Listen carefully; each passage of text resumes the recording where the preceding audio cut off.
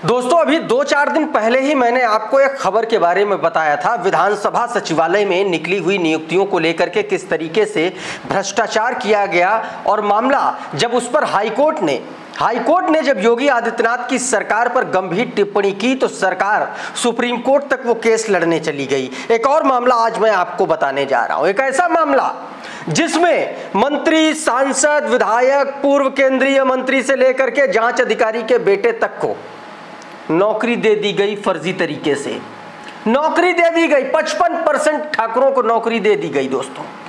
और सबसे बड़ा सवाल यह है कि इत्तेफाक देखिए, पता नहीं ये संयोग है या प्रयोग है कि इसमें ज्यादातर जो नौकरी मिली बैंक की नौकरी, अर्बन कोऑपरेटिव बैंक लिमिटेड की, उसकी बात कर रहा हूं।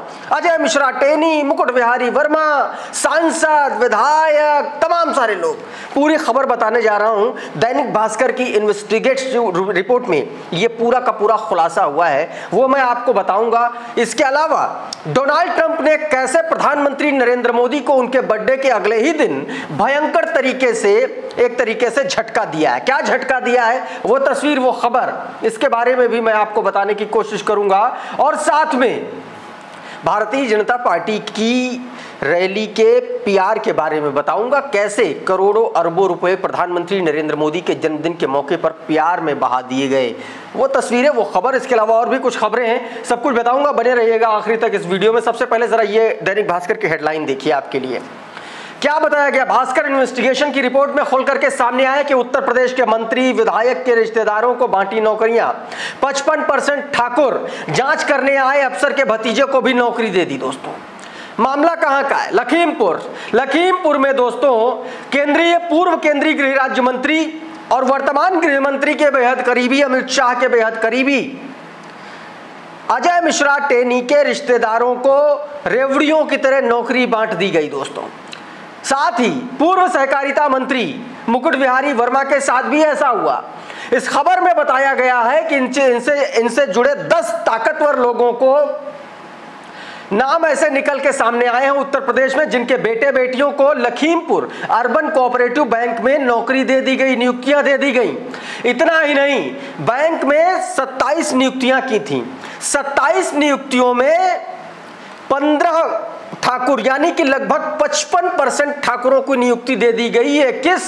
और अगर ये बैंक में इस तरीके की सरकारी नौकरी दी गई है तो इसमें पहली चीज तो घोटाला, और दूसरी सबसे बड़ी बात, आरक्षण के नियमों का साफ तौर पर ताक पर रख दिया गया। 55% सिर्फ ठाकुरों को नियुक्ति दे दी गई।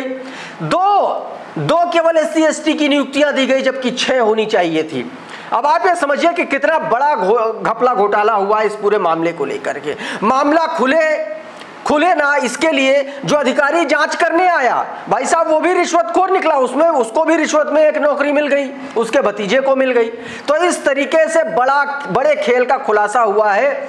और इस खेल का खुलासा दैनिक भास्कर के पत्रकार रवि श्रीवास्तव ने किया है और उनके सहयोगी जो गोपाल गिरी हैं, इन दोनों लोगों ने इस पूरी इन्वेस्टिगेशन रिपोर्ट को पब्लिश किया भास्कर ने, और बताया है, सिलसिलेवार तरीके से बताया है कि किस तरीके से घपले हुए हैं इस डबल इंजन की सरकार में, ट्रिपल इंजन की सरकार में, किस तरीके से भ्रष्टाचार में लोग ऊपर से नीचे तक आकंठ डूबे हैं। ये बात कम से कम इस खबर से सामने आ रही है।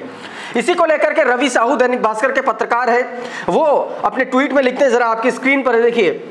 बताया गया कि पूर्व केंद्रीय गृह राज्य मंत्री अजय मिश्रा टेनी, पूर्व सहकारिता मंत्री मुकुट बिहारी वर्मा। आप सोच रहे होंगे कि आखिर यूपी की सत्ता से जुड़े ये 2 नाम क्यों लिए हैं, तो आपको बता दें कि ये सिर्फ 2 नाम नहीं है, बल्कि इन जैसे सत्ता से जुड़े 10 ताकतवर लोगों के नाम निकल के सामने आए हैं, जिनके बेटे और बेटियों को लखीमपुर अर्बन कोऑपरेटिव बैंक में नियुक्तियां दे दी गई।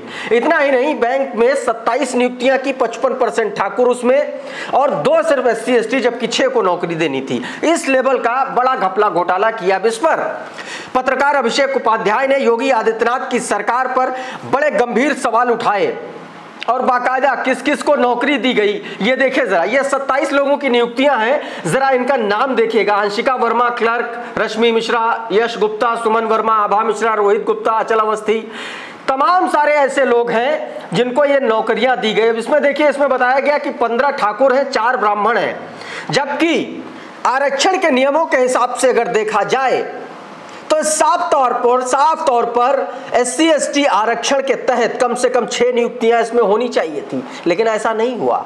OBC इसमें कितने हैं आप देख लीजिए, नाम मात्र के OBC, सारे के सारे ब्राह्मण और ठाकुरों को यहां पर नौकरी दे दी गई। आप साफ तौर पर देख लीजिए।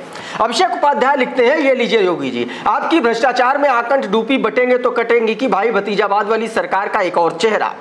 लखीमपुर अर्बन कोऑपरेटिव बैंक भर्ती की तस्वीर, 27 भर्तियां, इसमें 55% यानी कि 15 ठाकुर बिरादरी के 4 ब्राह्मण, केवल 2 SC/ST को नौकरी दी। साफ तौर पर बताया, आगे लिखा कि अगर पत्रकारों पर FIR कराना ही भगवा की आड़ में भ्रष्टाचार और जातिवाद की गिनीज बुक में दर्ज हो चुके नाम को छिपाना है तो यह भी हसरत पूरी कर लेनी चाहिए। साफ तौर पर योगी आदित्यनाथ को चैलेंज करते हुए यहां पर लिखा गया है। ममता त्रिपाठी लिखती हैं कि 86 में से 56 यादव SDM का आरोप लगाने वाली योगी जी की सरकार तो खुद ही वो सारे काम करती जा रही है। यहां तो मैं सबूत साबित हो गया कि जातिवाद टॉप चल रहा है और साफ तौर पर वो दिखलाई पड़ रहा है कि किस तरीके से नौकरियां बांटी गई हैं अपने चहेतों को। उधर प्रधानमंत्री जन्मदिन के मौके पर, मोदी जी के जन्मदिन के मौके पर एक तस्वीर, एक वीडियो आपने खूब देखा होगा। दुबई की बुर्ज खलीफा पर प्रधानमंत्री नरेंद्र मोदी को जन्मदिन की शुभकामनाओं से लैस वो वीडियो, वो तस्वीरें आपने देखी होंगी। अब मैं आपको इसके पीछे का सच बता रहा हूं। सच को लेकर के दावा किया समाजवादी पार्टी के प्रवक्ता IP सिंह ने। IP सिंह ने एक ट्वीट किया जो आपकी स्क्रीन पर है, देखिए जरा। बताया गया कि बुर्ज खलीफा पर 3 मिनट के प्रचार का 60 लाख रुपए खर्च होता है।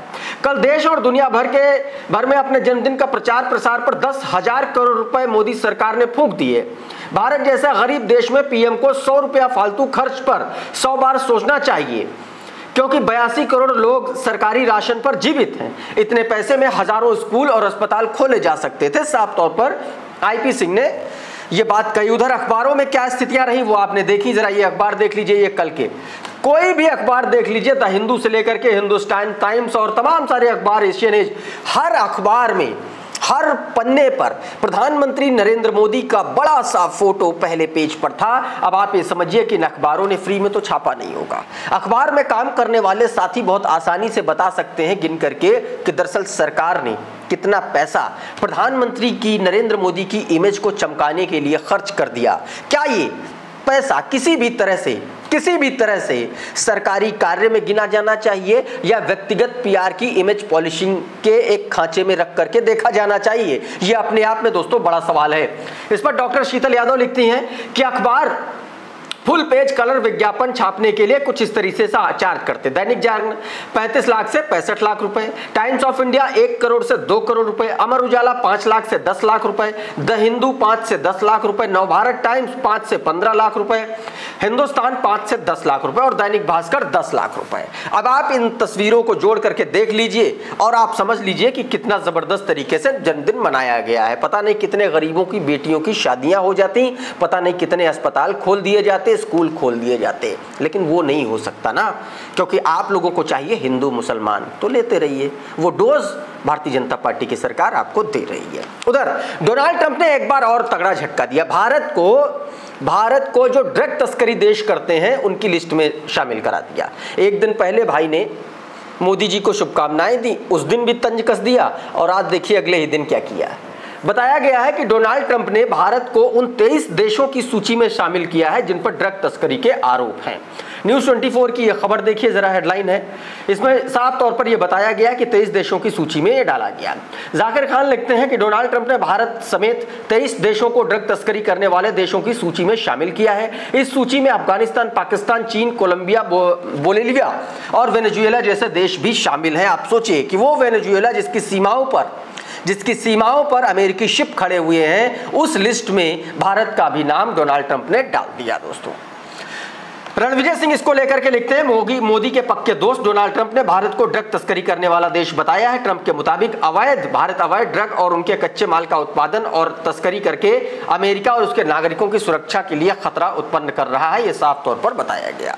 उधर प्रधानमंत्री नरेंद्र मोदी के PR को चमकाने के लिए उनकी रैली में जय जय करने के लिए एक ट्रेनिंग सेशन चल रहा है। क्या ट्रेनिंग में कहा जा रहा है ये आप खुद सुन लीजिए जरा। लेकिन हम लोग कैसे लगाएंगे, और ध्यान रखना एक एक बात पे रिस्पांस होना चाहिए। ताली कैसे बजनी चाहिए और तालियों की गड़गड़ाहट से स्वागत कैसे होना चाहिए। मोदी जी का जब मंच पे लोग कहेंगे कि मोदी जी अब मंच पर आने वाले हैं। एंकर बोलेगा, तालियां बजना शुरू हो जाएंगी और मोदी मोदी का नारा शुरू। जरा ताली बजाइए। ताली कैसे बजाते हैं आप लोग? अभी मजा नहीं आई। कुछ लोग बजा रहे हैं, कुछ लोग नहीं बजा रहे हैं। जरा जोरदार तालियां, 5 मिनट की तालियां देखे कैसे बजाते हैं।